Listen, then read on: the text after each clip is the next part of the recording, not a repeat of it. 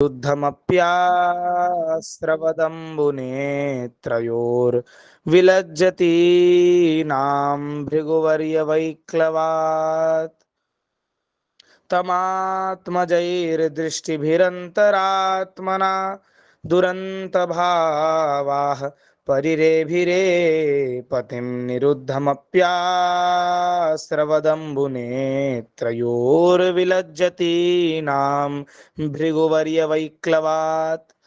भगवान के प्रति उनका भाव बड़ा ही गंभीर था। उन्होंने पहले मन ही मन, फिर नेत्रों के द्वारा और तत्पश्चात पुत्रों के बहाने से शरीर से उनका आलिंगन किया।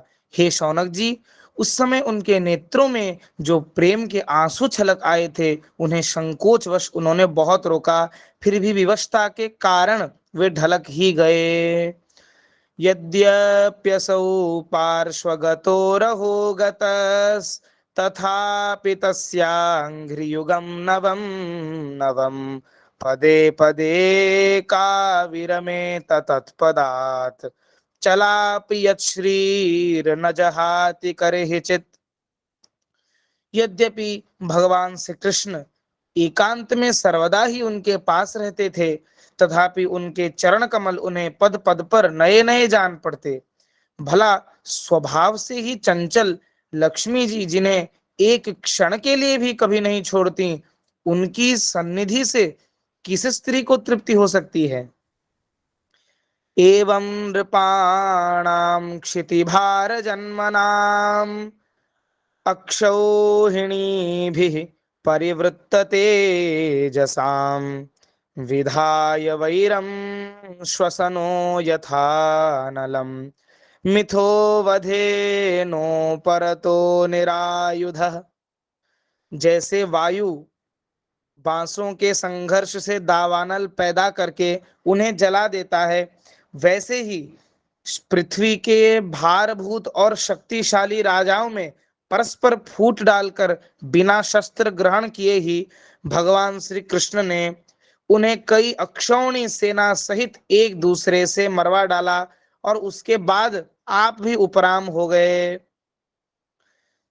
सैष नरलोकेऽस्मिन् अवतीर्णः स्वमायया रेमे स्त्रीरत्नकूटस्थो भगवान् प्राकृतो यथा। सैष नरलोकेऽस्मिन् अवतीर्णः स्वमायया रेमे स्त्रीरत्नकूटस्थो भगवान प्राकृतो यथा। साक्षात परमेश्वर ही अपनी लीला से इस मनुष्य लोक में अवतीर्ण हुए थे, और सहस्रों रमणी रत्नों में रहकर उन्होंने साधारण मनुष्य की तरह क्रीड़ा की। उद्दाम भाव पिशुना मलबल गुहास व्रीडावलोकनिहतो मदनो पियासां सम्मुह्य चापमजहात प्रमदोत्तमास्ता यस्येन्द्रियं विमथितुं कुहकैर्न शेकुः यस्येन्द्रियं विमथितुं कुहकैर्न शेकुः। जिनकी निर्मल और मधुर हंसी उनके हृदय के उन्मुक्त भावों को सूचित करने वाली थी, जिनकी लजीली चितवन की चोट से बेसुध होकर विश्व विजयी कामदेव ने भी अपने धनुष का परित्याग कर दिया था, वे कमनीय कामिनियां अपने काम विलासों से जिनके मन में तनिक भी क्षोभ नहीं पैदा कर सकी, उन असंग भगवान श्री कृष्ण को संसार के लोग अपने ही समान कर्म करते देखकर आसक्त मनुष्य समझते हैं। यह उनकी मूर्खता है। जय जय श्री राधे श्री कृष्णार्पणमस्तु।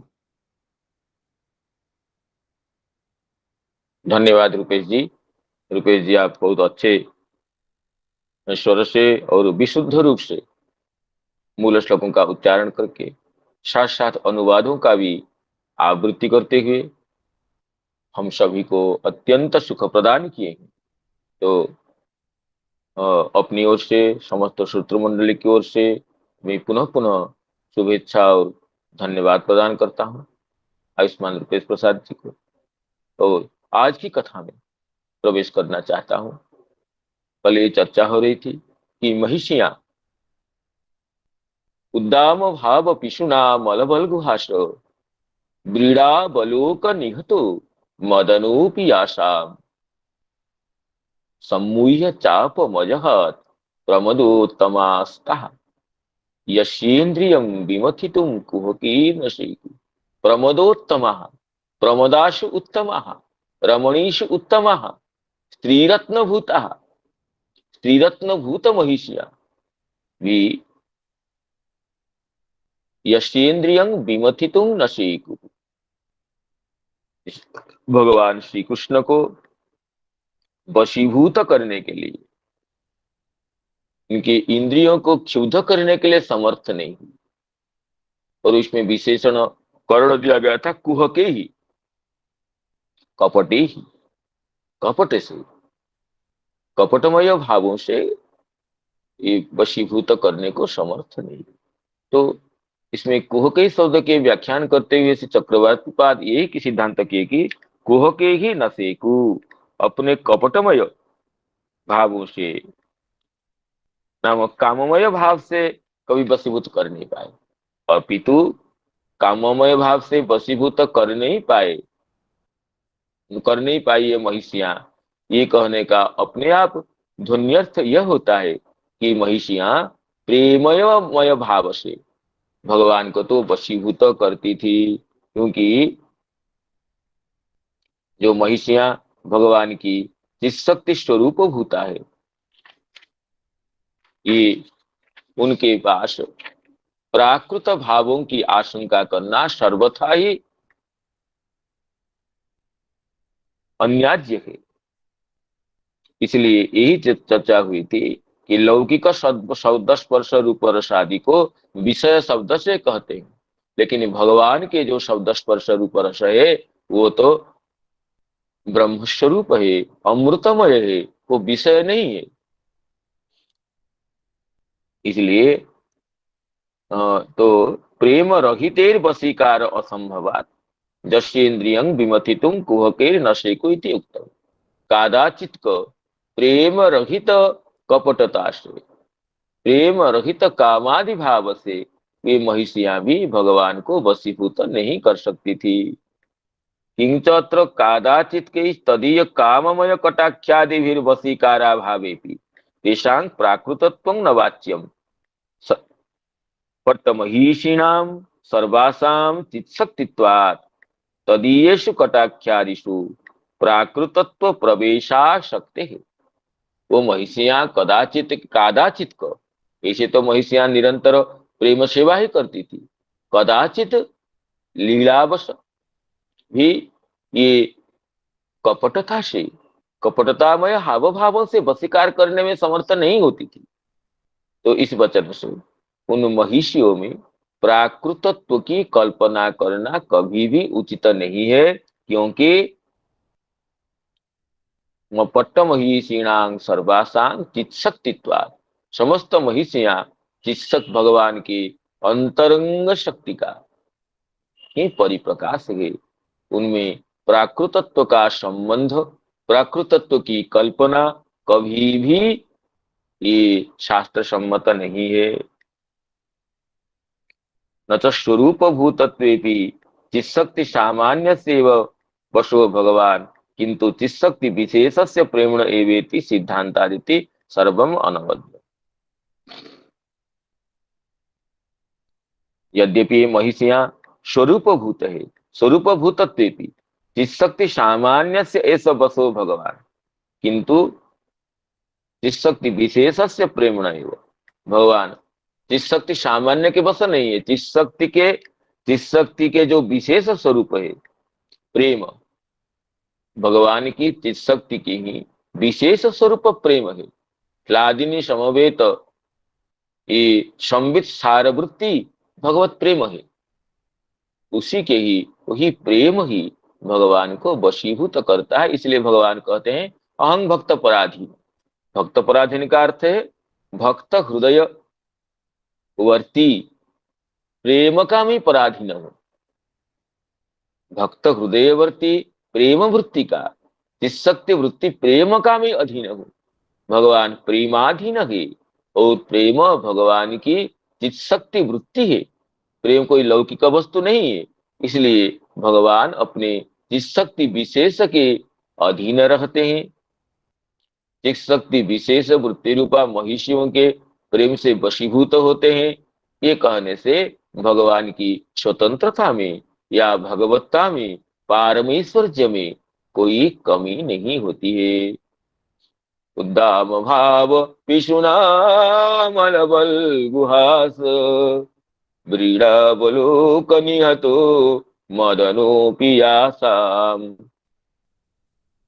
सम्मुह्य चापमजहत् प्रमदोत्तमास्ता यशीन्द्रियं विमथितुं कुहकीर्णशेकुः यशीन्द्रियं विमथितुं कुहकीर्णशेकुः तमयं मन्यते लोको ह्यसङ्गमपि सङ्गिनम् आत्मोपमेन मनुजम् व्यापृन्वानं यतो बुधः तमयं मन्यते लोकः ह्यसंगं अपि संगिनम। ऐसे सर्वथा प्रकृति संग रहित, प्रकृति संस्पर्श वर्जित, त्रिगुणातीत भगवान को भी अयं लोकः, यह संसार, संगिनं मन्यते, आसक्त देखता है। सर्वथा अनासक्त, जिनके स्मरण मात्र से संसार की आसक्ति छूट जाती है, ऐसे भगवान को भी अज्ञ लोग, बेवकूफ लोग परम आसक्त देखते हैं, परम आसक्त मानते हैं। कृष्ण कोई काम वश है, स्त्रैण है, ये भी सोचते हैं, ये भी कह लेते हैं। क्यों? कारण क्या है? आत्मोपम्येन, आत्मनः औपम्येन, अपने जैसा मानते हैं। एक दृष्टि सृष्टि बात जो है उसमें कहा गया तथा यथा दृष्टि तथा सृष्टि। हम जैसे देखते हैं ऐसे ही चिंतन का परिप्रकाश के अनुसार सृष्टि बनती है। हम अपनी दृष्टि के अनुसार सृष्टि को समझते हैं, अपनी दृष्टि के अनुसार सृष्टि को समझते हैं। मेरी जैसी दृष्टि है ऐसे ही सृष्टि है, लेकिन हमारी दृष्टि से भी करोड़ गुना, कोटि गुणित तत्व हो सकती है। कोटि गुणित तत्वों का संचय हो सकता है, ये हमें ज्ञान नहीं है। हमारी जैसी बुद्धि है उसी बुद्धि को ही हम पर्यवसन्न, उसी बुद्धि को ही परिनिष्ठित मानते हैं। आत्मोपम्येन मनुजम व्यापृन्वानम यतो अबुध। आत्मोपम्येन व्यापृन्वानं मनुजं मन्यते। अपने जैसा आसक्त जीव, आसक्त मनुष्य, स्त्री कामी पुरुष भगवान को भी, श्री कृष्ण चंद्र को भी समझ लेता है। यतो अबुध, क्योंकि यही उसकी अबुधता है, यही इसकी मूर्खता है, यही इसकी बुद्धिमत्ता का अभाव है। अगर बुध होता तो ऐसे नहीं समझता। उसकी बोधन शक्ति नहीं है, अबोधन पटु है। इसलिए भगवान को भी आत्मोपम्येन मनुजं व्यापृन्वानम, अपने जैसा आसक्त जीव, संसारी जीव, बद्ध जीव, कामासक्त जीव भगवान को भी, श्री कृष्ण चंद्र को भी समझ लेता है।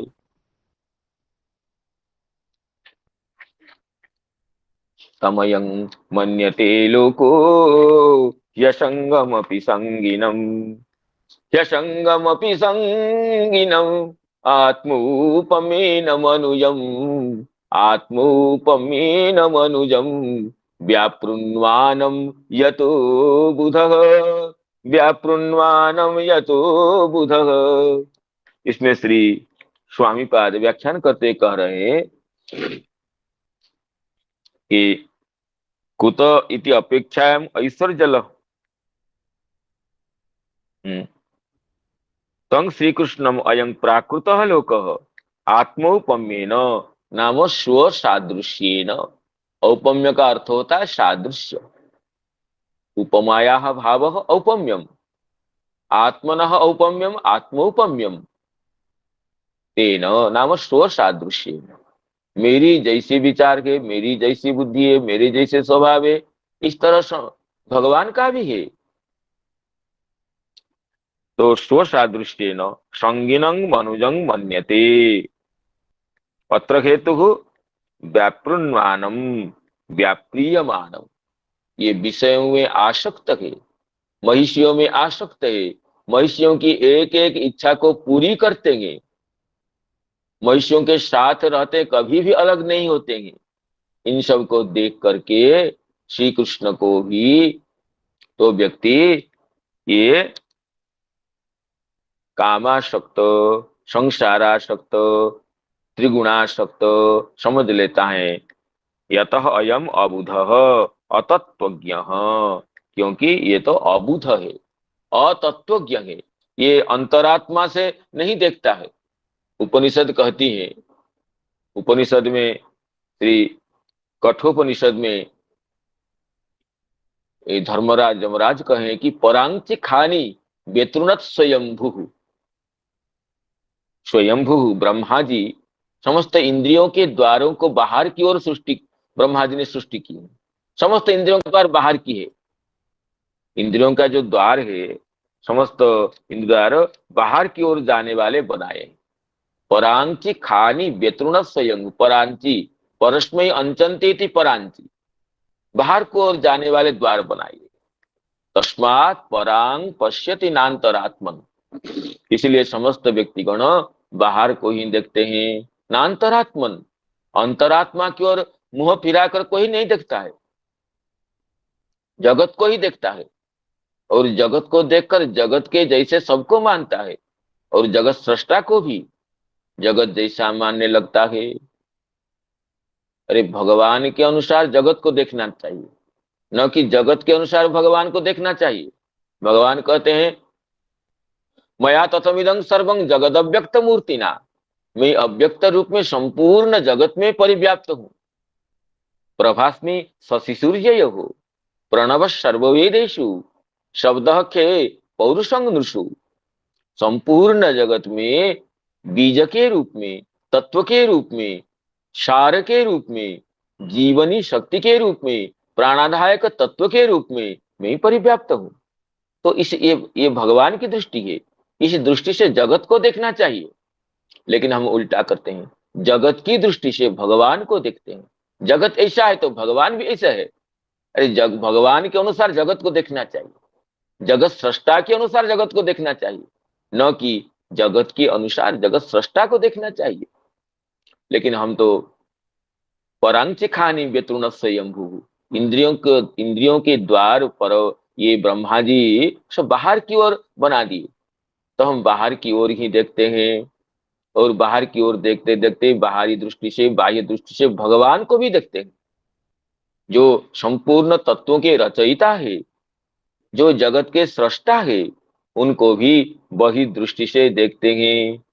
परांचि खानी व्यतृण स्वयंभू, तस्मात् परांग पश्यति नान्तरात्मन, कश्चित् धीरः प्रत्यगात्मानं ऐक्ष्यत् आवृत्त चक्षुर अमृतत्व इच्छन। तो इसलिए कोई सब बाहर की ओर देखते हैं, नान्तरात्मन, अंतरात्मा की ओर कोई देखते नहीं है।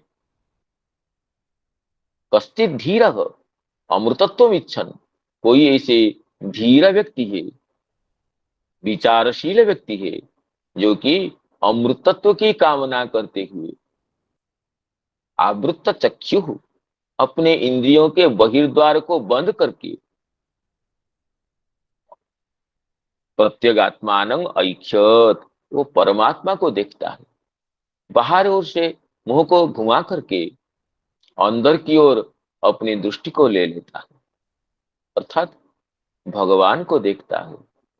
जागतिक दृष्टि को परिहार करके भागवती दृष्टि से जगत को भी देखता है, भागवती दृष्टि से भगवान को भी देखता है। यही अंतर्दृष्टि है। लेकिन लोकः अयं असंगं संगिनं मन्यते। संसार तो बहिर्दृष्टि वाला है, इसलिए अपनी दृष्टि के अनुसार, अपनी बाह्य वृत्ति के अनुसार, बाह्य ज्ञान के अनुसार, बहिर्विचरणशील इंद्रियों की वृत्ति के अनुसार भगवान को भी देखता है। जैसे हम काला चश्मा पहन लेते हैं, संपूर्ण संसार को काला ही देखते हैं। तो इसी तरह हम अपने जैसी भावना है, उसी भावना से हम भगवान को तौलते हैं, भगवान की भगवत्ता को भी निरूपण करना चाहते हैं, भगवान के ऐश्वर्य कितना है वो भी हम तौलना चाहते हैं। ये जिनके संसार के जो कण कण में भरे हुए हैं, संपूर्ण ब्रह्मांड जिनके एक अंश में है, उनको हम जैसे करोड़ों व्यक्ति मिलकर क्या तौल सकते हैं? कभी नहीं। इस जगत के सृष्टा ब्रह्मा जी भी कहते हैं कि जानंत एव जानंतु किंग बहुक्त्या न मे प्रभु मनसो वपुषो वाचो वैभवम तब गोचर। कोई जान लेता है तो जानने दीजिए, जानंत एव जानंतु। कोई कहता मैं भगवान को समझ गया, भगवान के ऐश्वर्य को समझ गया, उनकी लीला को समझ गया, उनके माधुर्य को समझ गया, जानने दीजिए। कि बहुक्त्या न मैं प्रभु, बहुत कुछ बोलने की जरूरत नहीं मेरे प्रभु। मनसो वपुषो वाचो वैभवम तब गोचर। मैं तो मन से, वाणी से, शरीर से, किसी भी साधन से आपकी वैभव को, आपकी अचिंत्य योग माया वैभव को, ऐश्वर्य को जानने में समर्थ नहीं हूं। तो संपूर्ण ब्रह्मांड को निर्माण करने वाले ब्रह्मा जी कहते हैं कि मेरी मनोवाणी के शरीर से आपके तत्व अगोचर है। तो उनके बनाए हुए इस सृष्टि के हम क्षुद्रतम जीव जो है, भगवान को जानने सकते हैं कैसे?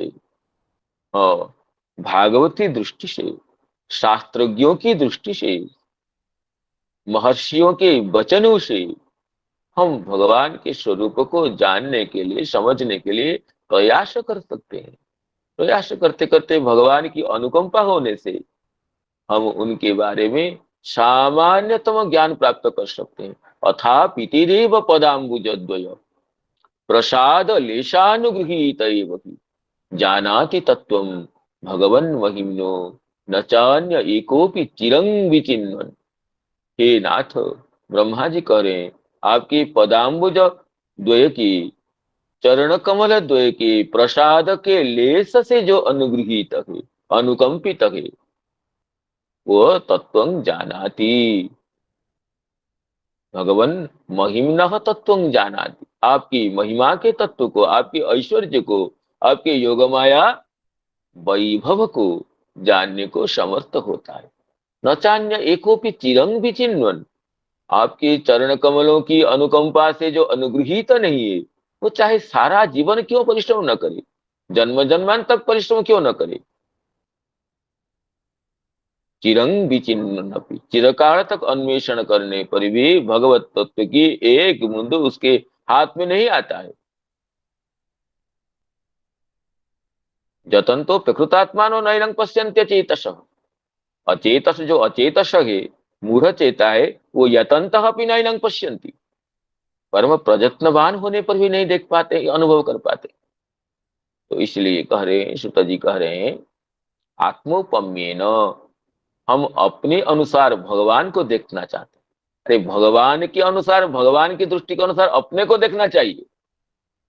भगवान के उपदेश के अनुसार अपने को बनाना चाहिए, अपने को देखना चाहिए, अपने को सोचना चाहिए। लेकिन हम अपने के अनुसार, अपनी दृष्टि के अनुसार, अपने विचार के अनुसार भगवान को भी तौलना चाहते, भगवान को देखना चाहते, भगवान के ऐश्वर्य को, भगवान की भगवत्ता को निरूपण करते हैं।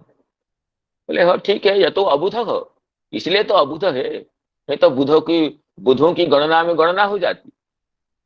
अबुध है, मूर्ख है, अविद्वान है, इसलिए तो अपने अनुसार भगवान को देखना चाहता है। तो यही कहते हैं कि तमयं मन्यते लोको ह्यसंगमपि संगिनम्, ह्यसंगमपि संगिनम्, आत्मौपमेन मनुजम् व्यापृण्वानम् यतो बुधः, व्यापृण्वानम् यतो बुधः। तो इसमें श्री चक्रवर्ती पाद देखिए क्या कह रहे हैं। चक्रवर्ती पाद कह रहे हैं, वस्तुतः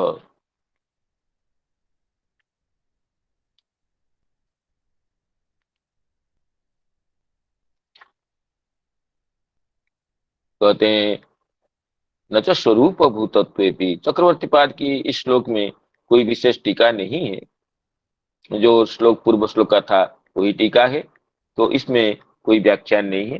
परवर्ती श्लोक में व्याख्यान होगा। तो इसमें अन्य टीकाकार कह रहे हैं कि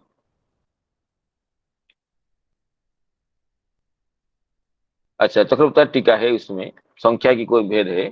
तो कहते एवं वस्तुतः विषयासंग रहितं अपि तम अनभिज्ञ बहिर्दर्शी लोक विषय संगीन एवं मन्यते। कहते भगवान सर्वथा विषय संग रहित है, गुणमय जगत में अवतीर्ण होने पर भी गुण संस्पर्श रहित है। लेकिन बहिर्दर्शी, जिसकी अब चर्चा कर रहे थे, बाहर की ओर दृष्टि होने वाली व्यक्ति, उनको विषय संगीन एवं मन्यते तमयं आत्मोपम्येन स्व सादृश्येन, अपने सादृश्य से मेरी जैसी भावना है उसी भावना को भगवान के ऊपर भी हम लगा देते हैं। तत्र हेतुर व्यापृण्वानं व्याप्रियमाणम, भगवान को भी देखते हैं कि विषय में आ सकते हैं, कैसे? सत्यभामायाम आसक्तेरेव पारिजातार्थ बहुव्यापार दर्शनात्। सत्यभामा जी बताए कि हे भगवान, पारिजात वृक्ष को आप ले आइए द्वारिका के लिए स्वर्ग से। भगवान के लिए कोई बात नहीं, ले आते हैं। भगवान पारिजात वृक्ष को उखाड़ करके स्वर्ग के नंदन वन से गरुड़ जी के पृष्ठ में धारण करके द्वारिका में ले आए। पारिजात वृक्ष के पीछे पीछे नंदन वन के भ्रमरगण भी चले आए।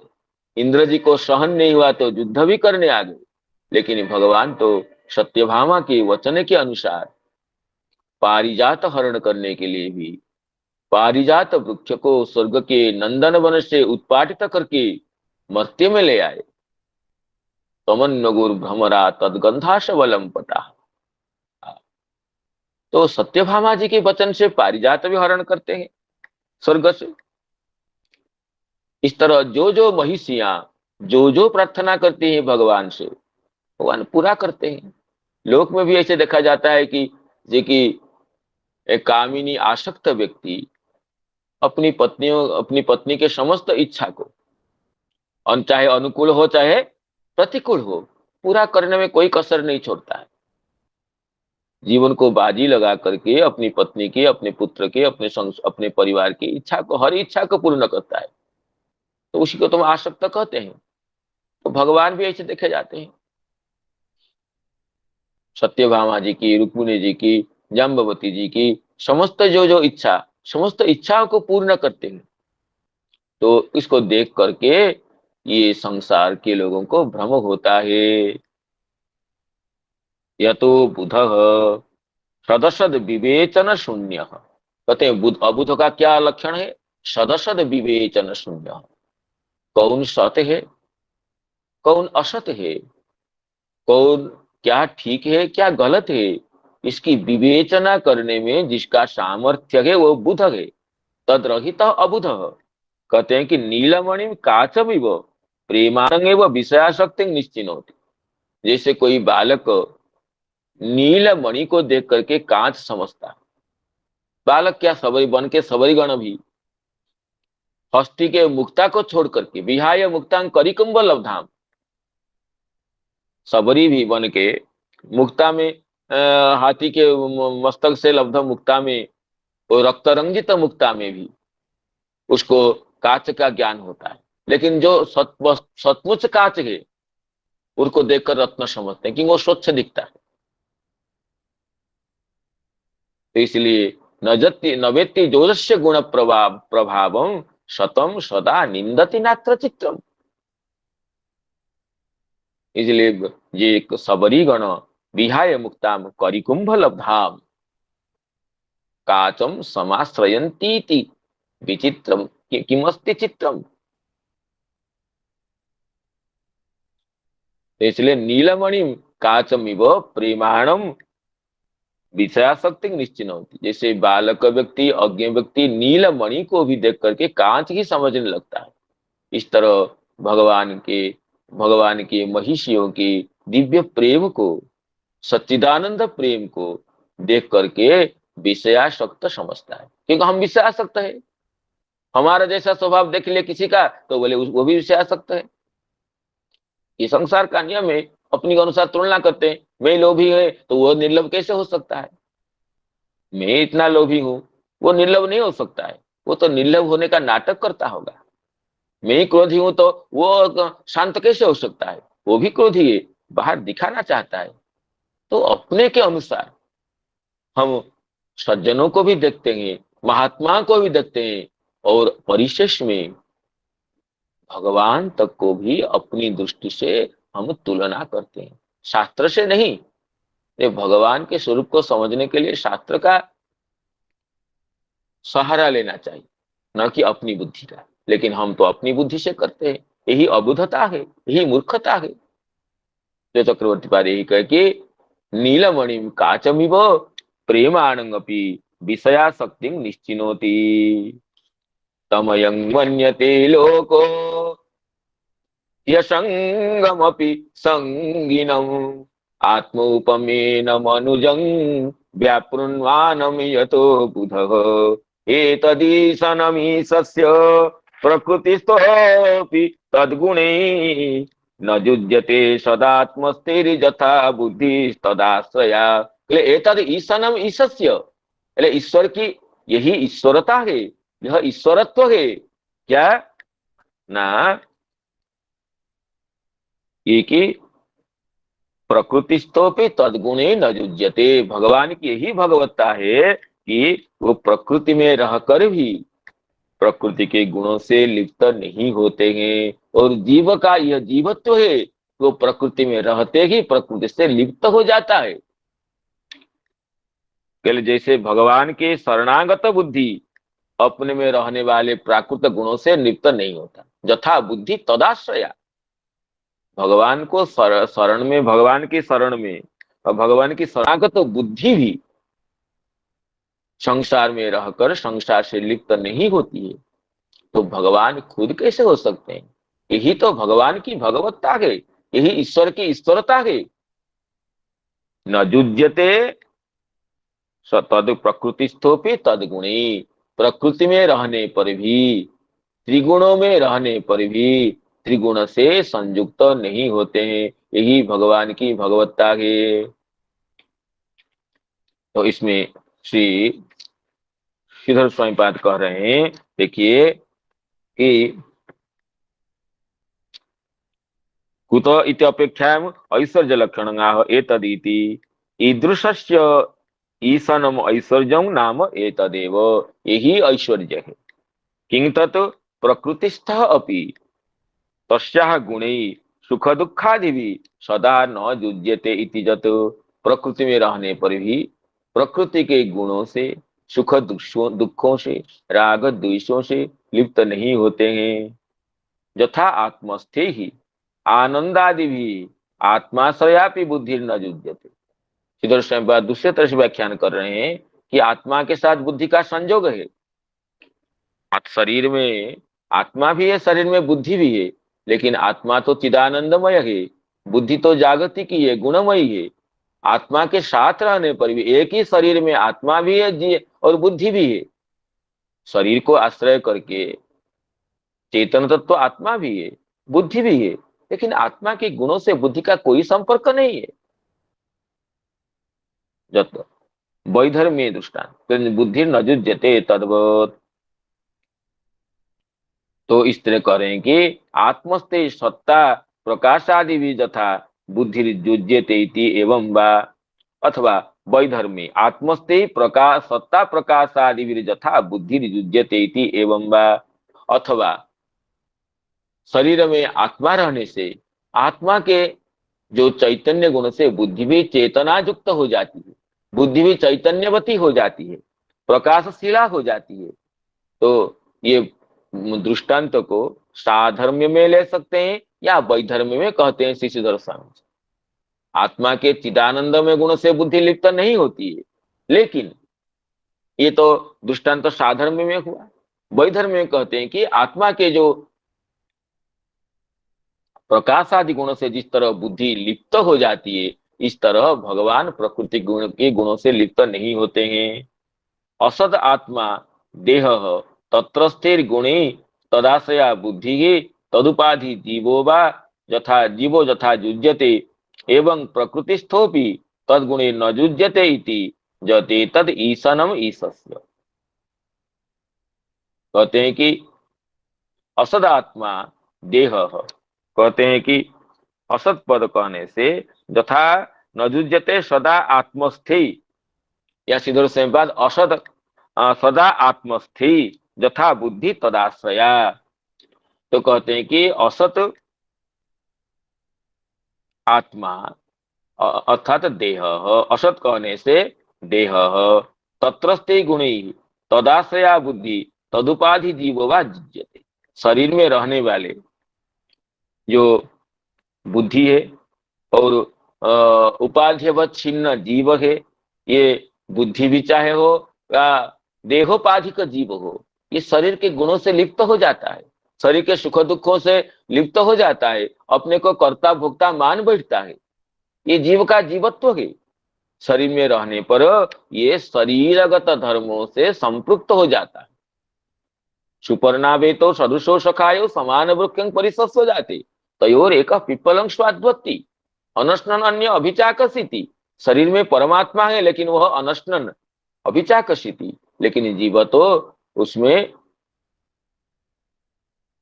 पिप्पलं स्वादुअति, संसार के सुख दुख को भोग करने लगता है, अपने को कर्ता भोक्ता मान बैठता है, शरीर के गुणों से लिप्त हो जाता है। लेकिन जो शरीर में परमात्मा है वो तो शरीर में रहकर भी शरीर धर्म से लिप्त नहीं होते हैं, साक्षी रूप रहते हैं। ऐसे भी भगवान जब अवतार लेते, भगवान जब अवतीर्ण होते हैं, अप्राकृत धाम को छोड़ करके प्राकृत जगत में सबके नयन गोचर होते हैं, प्राकृत जगत में अवतीर्ण होने पर भी वो अप्राकृत धर्म को नहीं छोड़ते हैं। लेकिन हमारी दृष्टि से प्रतीति होती है कि भगवान सुखी हो रहे हैं, दुखी हो रहे हैं या आसक्त हो रहे हैं, हम अपने अनुसार सोचते हैं। लेकिन यही उनकी भगवत्ता है, वही इनकी ईश्वरत्व है कि ये न युज्यते प्रकृतिस्थोपि तद्गुणे न युज्यते एतद ईशनम ईशस्य, ईशस्य एतद ईशनम इदमेव ऐश्वर्यम इयमेव भगवत्ता सह प्रकृतौ स्थितोपि प्रकृतेः गुणे न लिप्यते एतदीशनमीशस्य प्रकृतिस्थोपि तद्गुणे न युज्यते सदात्मस्ति यथा बुद्धि तदाश्रया। तो इसमें चक्रवर्ती पाद कर रहे हैं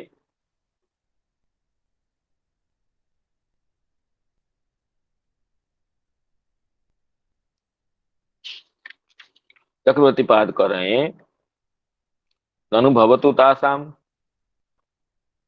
चिशक्तित्वात् तद रमणादे निर्गुणत्वम तदपि प्राकृत प्रपंच मध्ये प्राकृते एव जदुवंशे अवतीर्णस्य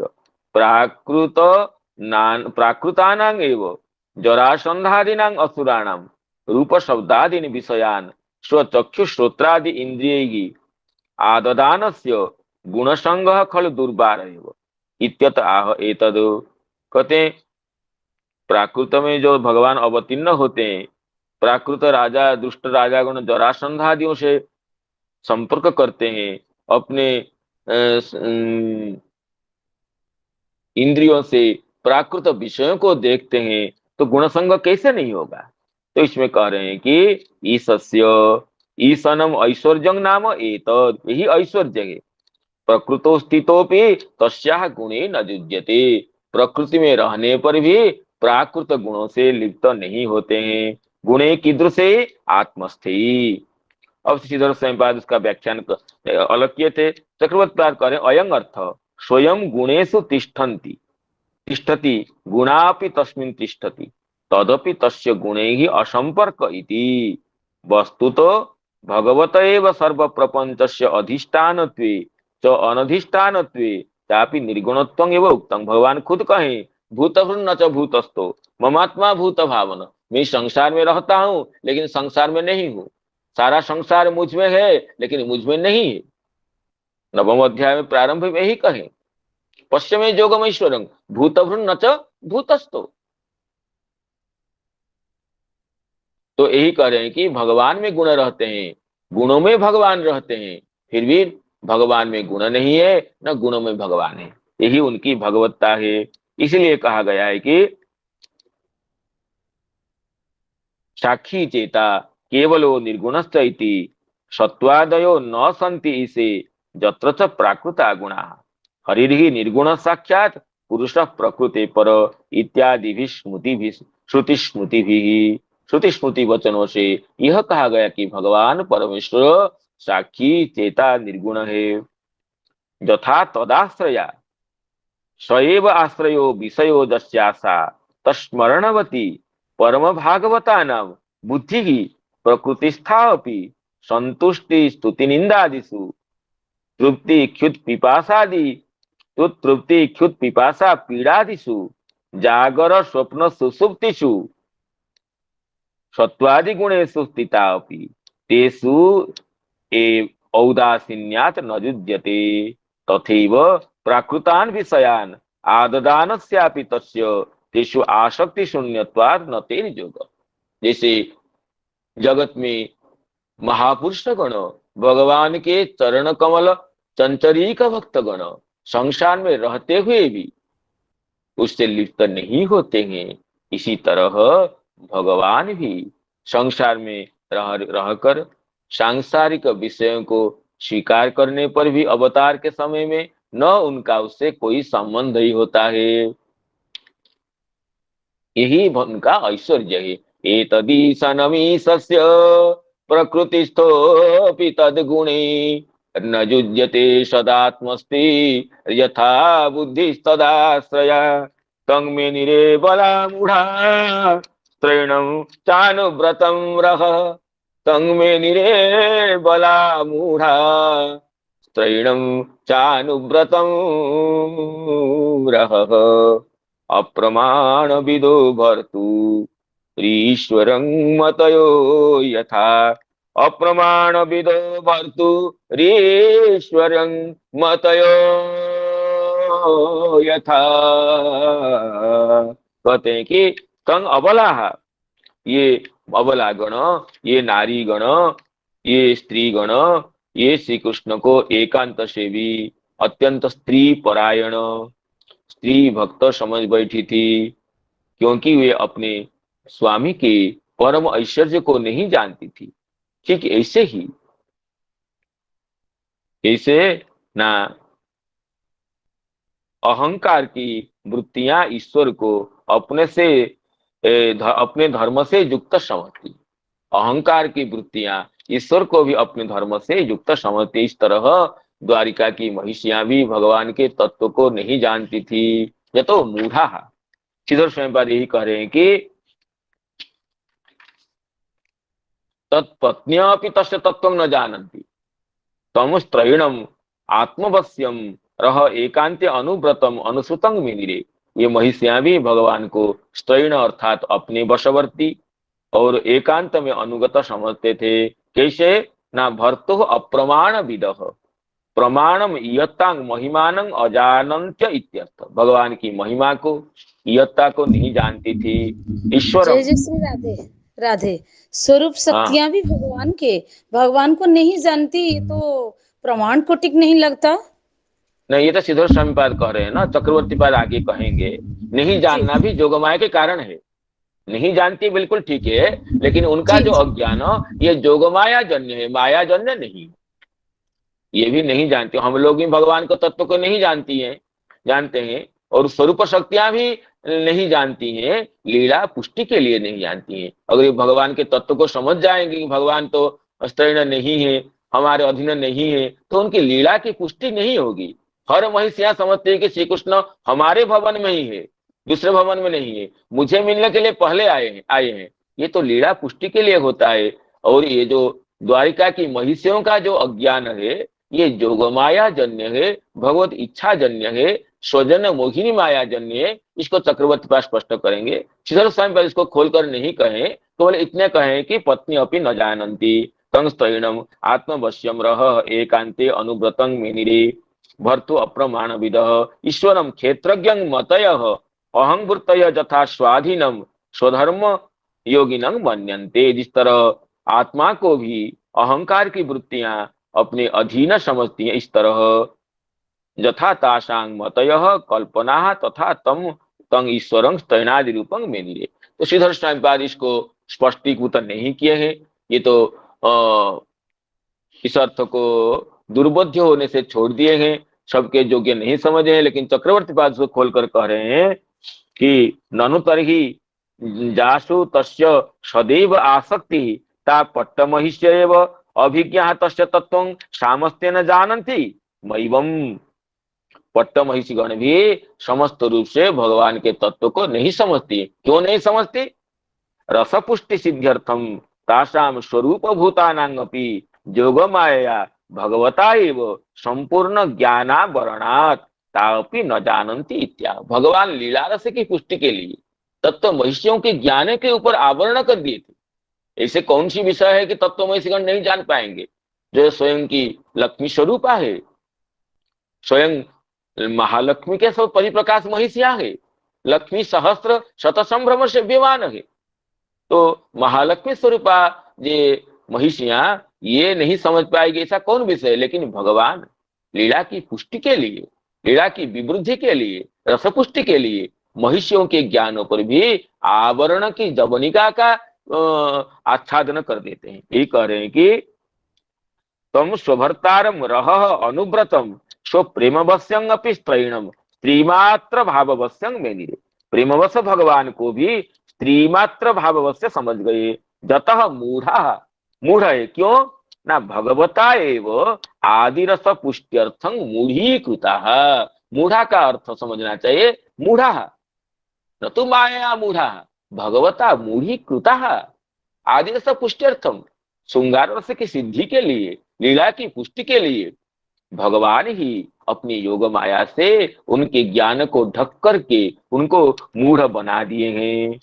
अतः समुद्रे विहरन्तो भी यथा समुद्र से यत्तांग न जानन्ति तथा भर्तु प्रमाणं न विदन्ति। समुद्र में संचरण करने वाले व्यक्ति जैसे समुद्र की महत्ता को नहीं जानता है, इसी तरह अपने नाथ के पास सब समय रहने पर भी भगवान की भगवत्ता से अनभिज्ञा थी महिषियां।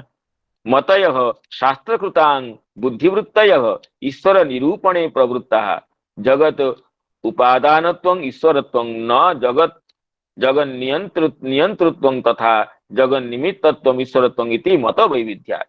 शास्त्रकार गण ईश्वर निरूपण में प्रवृत्त होने पर कोई कहते हैं कि जगत के उपादान ईश्वर है, कोई कहे जगत के नियंता ईश्वर है, कोई कहते हैं जगत के निमित्त ईश्वर है। इस तरह विभिन्न मतवाद करके परस्पर खंडन मंडन में रत हो जाते हैं। किंचित किंचित जानन्त्योपि वस्तुतः मूढ़ा है। लेकिन ये शास्त्रकार गण भी ये सामस्तेन ये तत्व को, जगत के तत्व को नहीं जानते। इस तरह जास्त संपर्जतरन प्रेमणा इत्यादि उक्ते तासांग प्रेमवत्वाद भगवतस्थ प्रेमवश्यत्वाद तासांग प्राकृतत्वं न व्याख्येयम्। भगवान प्रेमवश है और महिषियां प्रेम की वृत्तियां है। एकादशम स्कंद के अंतिम अध्याय में कहें या संपर्जतरन प्रेमणा पाद संवाहनादि भी जगत गुरु भर्तुबुद्ध्या तासांग किं वर्ण्यते तपः। जगत भर्ता स्वामी नारायण को जो अपने पति के भाव में सेवा कर रही है, ये महिषियां उनकी तपस्या की कल्पना कोई कर सकता है क्या? जा संपर्जतरन प्रेमणा पाद संवाहनादि भी, प्रेम से भगवान के चरण कमल को जो सहलाते थे, उनको नहलाते थे, उनको खिलाते थे, पिलाते थे, ऐसे खिलाती थी पिलाती थी, ऐसे महिषियों की तपस्या की कोई सीमा है क्या? तो प्रेमणा जा संपर्जतरन प्रेमणा, प्रेम के द्वारा सेवा करती थी। तो ये महिषियां तो प्रेम के द्वारा सेवा करती थी, भगवान भी प्रेम के बस है, इसलिए इन महिषियों में प्राकृत गुणों की कोई कल्पना ही नहीं कर सकते। उनकी मूढ़ता है, भगवान के भगवत्ता को नहीं जानती है, उनको स्त्रैण समझती है, तो इससे तो रस पुष्टि होती है, लीला पुष्टि होती है। तो भगवान को आत्माराम समझ जाएंगी तो शांत रस की सिद्धि होगी, ये लीला रस की सिद्धि नहीं होगी। तो इसलिए जोग माया की इच्छा से भगवान ही उनको मूढ़ बनाकर रखेंगे। भगवान को ये अत्यंत कामिनी आसक्त समझती, जो भी हो। इस तरह ये प्रथम स्कंध में 11 अध्याय पूर्ण होता है, चक्रवर्ती इस अध्याय को पूर्ण करते हैं। और इस तरह आज समय सीमा के अनुसार हम इस अध्याय को पूर्ण करते हैं। और विषय गंभीरता और कुछ चर्चा अपेक्षित थी, लेकिन समय की दृष्टि से आज पूरा कर रहे हैं। तो मैं समस्त सुधी श्रोतृ मंडली के चरण कमलों में विनम्र प्रणाम, अभिवादन, कृतज्ञता निवेदन करते हुए, संजात त्रुटि विच्युति प्रमाद आदि दोषों से क्षमा चाहते हुए अपनी वाणी को विराम देता हूँ। पुनः पुनः प्रणाम करते हुए जय जगन्नाथ, जय जगन्नाथ, जय जगन्नाथ। श्रीमद् भागवत महापुराण की जय, द्वारकेश भगवान की जय। जय जय श्री राधे। नमो नमो।